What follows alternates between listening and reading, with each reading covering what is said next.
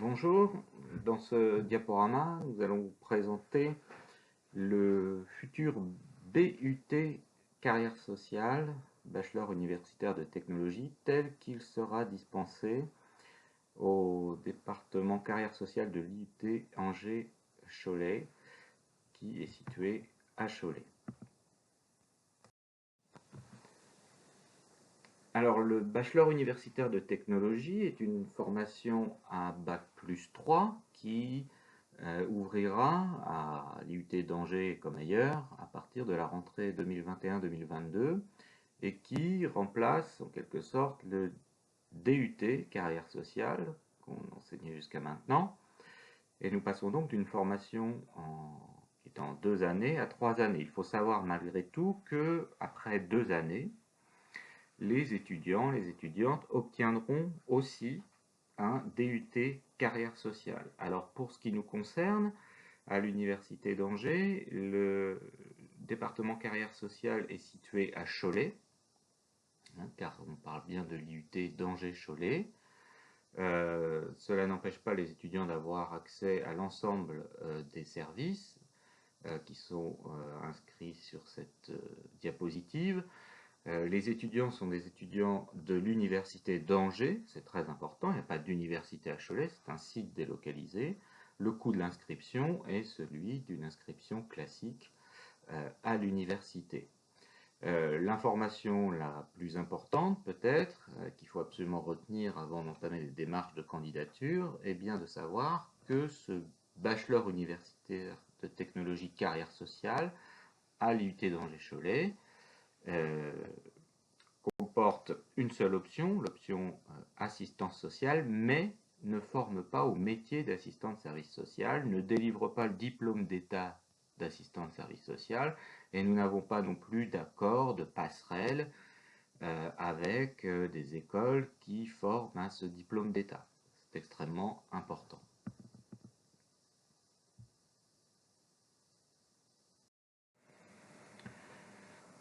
Ainsi que je l'ai indiqué dans la diapo précédente, le DUT en 2 ans devient un BUT en 3 ans. Donc sachez qu'il y a 5 options au sein de ce BUT. Je répète que pour nous, vous voyez sur la diapo, l'option assistance sociale est proposée par le département carrière sociale de l'IUT Angers-Cholet, mais sur dans d'autres universités, on trouve les options animation sociale et socioculturelle, éducation spécialisée, ville et territoire durable, coordination et gestion des établissements et services sanitaires et sociaux. Donc c'est une formation professionnalisante. J'expliquerai tout à l'heure aussi notre position qui est clairement d'être une formation universitaire à l'université avec cette visée d'insertion professionnelle bien sûr. 50% de bacs technologiques sont accueillis dans la formation. Et puis, sur ces 3 années, il y aura 1800 heures d'enseignement pour les étudiants, avec 22 à 26 semaines de stage réparties sur les 3 années, avec la majeure, pour plus de la moitié, semaines de stage sur la 3e année. C'est une formation qui est sélective. Nous verrons cela dans la toute dernière diapositive. Donc ce BUT, ce futur diplôme qui va démarrer en 2021, a pour objectif pour les étudiants l'acquisition de plusieurs compétences. Alors, 2 de ces compétences sont communes à tous les parcours, d'accord, à toutes les options carrière sociale, quelle que soit l'option choisie par l'étudiant dans tous les départements, et d'autres sont plus spécifiques. On verra ça sur la diapo suivante. Donc, les compétences les plus générales sont la capacité à connaître, à concevoir des interventions adaptées aux enjeux de la société et à concevoir, dans une logique de méthodologie de projet, des dynamiques partenariales. J'en profite pour dire à nouveau que le BUT option assistance sociale tel qu'il sera enseigné à Cholet, à l'IUT d'Angers-Cholet, a vocation pour nous d'être généraliste, même si, nous le verrons un peu plus tard, il y aura des spécificités dans ce BUT. J'emploie le mot généraliste pour bien insister sur le fait qu'on ne forme pas un métier précis, mais à des compétences plus globales, ce qui ne l'empêchera pas d'avoir une orientation un peu plus particulière. Ce bachelor universitaire de technologie en carrière sociale option assistance sociale comporte deux compétences plus spécifiques. Il y a les deux précédentes qui sont générales, deux plus spécifiques en lien avec l'option, qui l'une c'est savoir établir une relation individuelle ou collective d'accompagnement social, donc vraiment dans l'intervention sociale auprès d'un individu ou d'un groupe, et évidemment maîtriser tout ce qui relève de l'éthique et de la déontologie dans le cadre de cette pratique. Donc, de façon générale, comme c'est écrit en dessous, ce BUT forme des futurs professionnels destinés à occuper des postes à responsabilité dans le champ assez large de l'intervention sociale. Pour ce qui nous concerne à Cholet, dans notre département, nous mettrons en place, dans le cadre de ce qui est appelé l'adaptation locale, c'est-à-dire qu'on peut orienter quelques cours vers des compétences encore plus spécifiques, nous mettrons en place des modules d'enseignement axés sur l'insertion, et notamment l'insertion professionnelle et sociale des publics dits vulnérables, les plus vulnérables. Il faut savoir qu'aujourd'hui, le département possède également une licence professionnelle qui, elle, est à Angers. Cette licence professionnelle est orientée exactement là-dessus, sur l'insertion, la réinsertion sociale et professionnelle des publics les plus vulnérables, et notamment, pour cette licence pro, des publics migrants. Sur cette diapositive, vous pouvez lire les compétences attendues pour un étudiant ou une étudiante à l'issue de sa formation. J'insiste sur le fait que, par rapport à ce que je viens de dire précédemment, que nous orienterons notre formation dans ce qui est possible, bien sûr, sur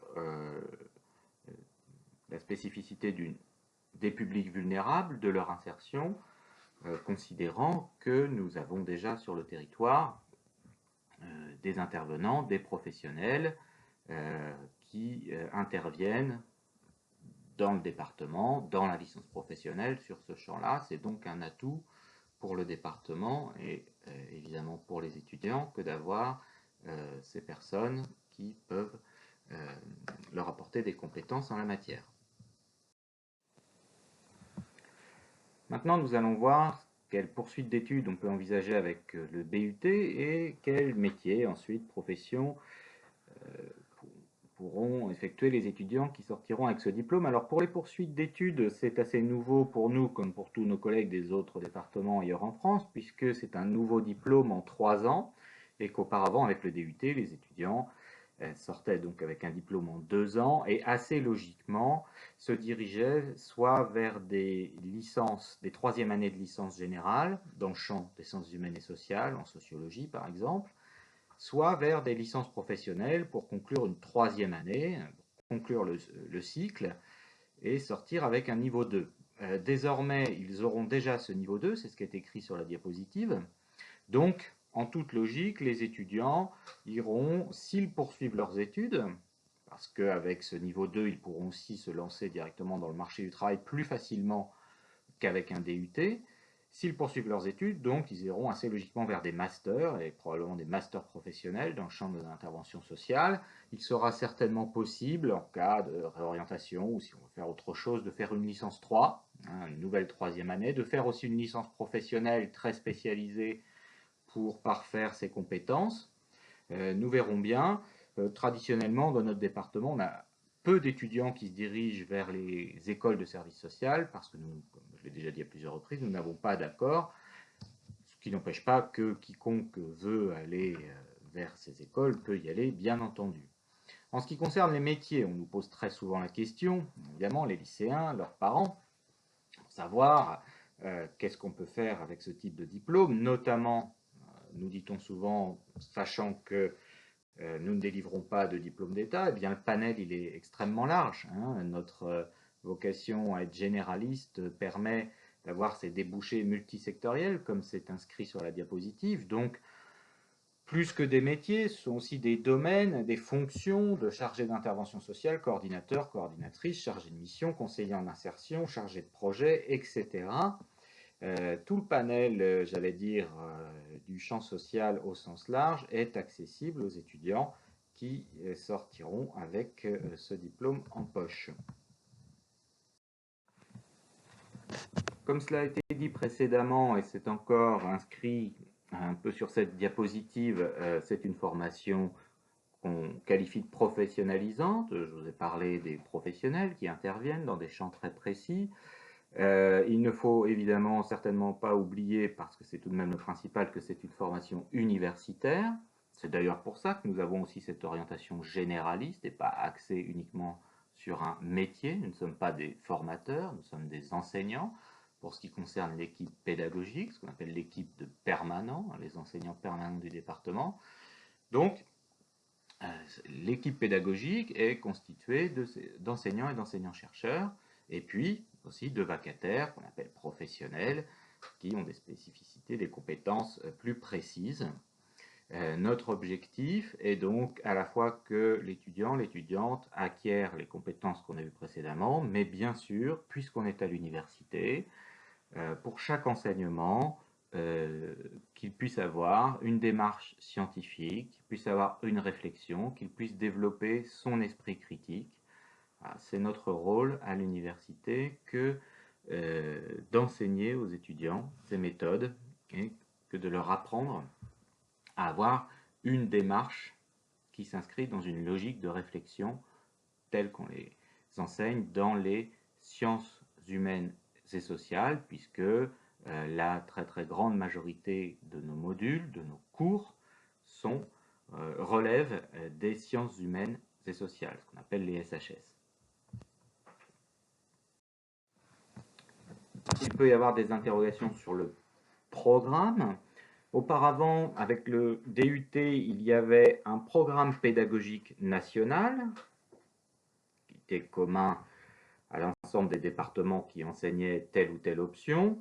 Il y aura désormais un référentiel, bon c'est la même chose, seul le nom change, un référentiel, il faut comprendre un programme avec des unités d'enseignement à l'intérieur desquels il y aura des modules, c'est-à-dire des cours. Vous en avez sur cette diapositive une première approche car l'écriture de ce référentiel n'est pas tout à fait terminée. L'ensemble des départements carrière sociale en France réfléchissent actuellement pour chaque option à la finalisation de ce référentiel, de ce programme.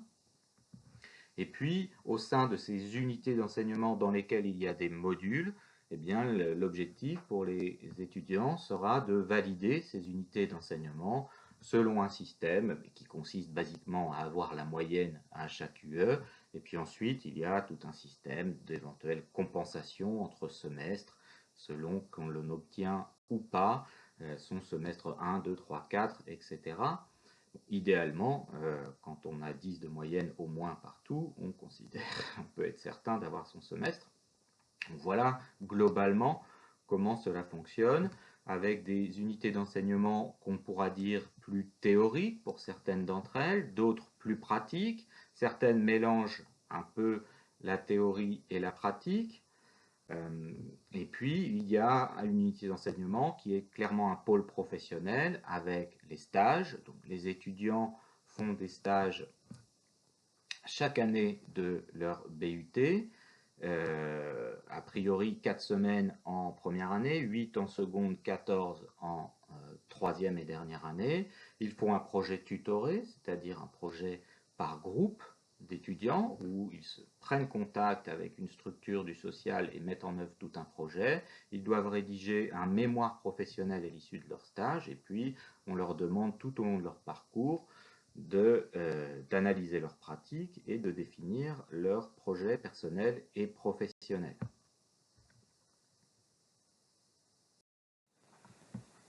Enfin, pour accéder à la formation,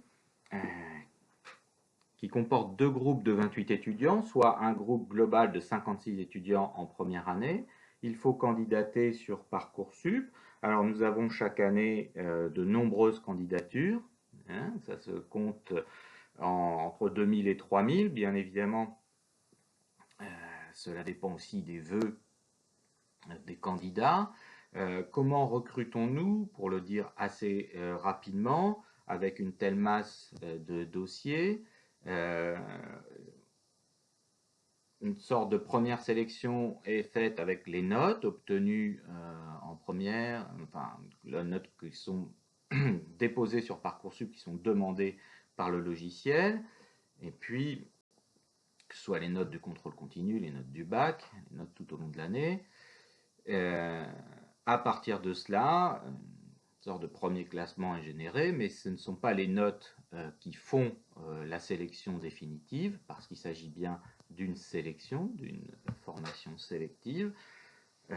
Plusieurs centaines de dossiers sont ensuite analysés. Il y a un responsable du recrutement au département et les appréciations des enseignants, le projet surtout du futur étudiant, de la future étudiante, sa lettre de motivation sont appréciés. Pour ce qui est de l'analyse des matières, des notes, nous avons un regard particulier sur celles, selon le bac, qui ont un lien avec notre formation. Le français, de ce point de vue-là, est transversal. La qualité à l'écrit, la qualité à l'oral sera regardée. L'importance ici, c'est écrit des capacités rédactionnelles. Donc, il y a plusieurs critères qui font que on recrute ou non un étudiant. La formation s'adresse aux bacs généraux et aux bacs technologiques qui sont répartis à peu près à égalité dans la formation. Si on possède un bac professionnel, on peut candidater aussi. L'accès est un peu clairement plus difficile, il faut le dire. On a un niveau d'attente et d'exigence là sur les notes plus important que pour les autres formations, même s'il n'y a pas de seuil. Hein. Il n'y a pas de seuil. Mais bon, voilà. Pour être admis dans cette formation, il faut cumuler un dossier avec, j'allais dire, les meilleures notes possibles et puis une lettre de motivation particulièrement travaillée et une motivation effective.